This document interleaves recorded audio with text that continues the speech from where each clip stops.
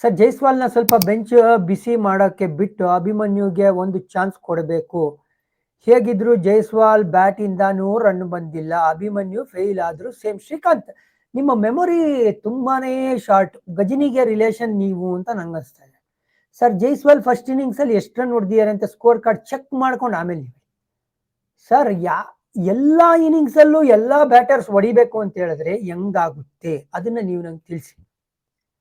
ಈಗ 100 ಹೊಡೆದ್ರೆ ಮಾತ್ರ ಒಳ್ಳೆ ಕಾಂಟ್ರಿಬ್ಯೂಷನ್ ಅಂತೀರಾ. ಈಗ ಗಂಭೀರ್ ಅವರು ಒಂದು ಸ್ಟೇಟ್ಮೆಂಟ್ ಹೇಳಿದ್ರಲ್ಲ, ಪಾರ್ಟ್ನರ್ಶಿಪ್ ನನಗೆ ಮುಖ್ಯ ಅಂತ.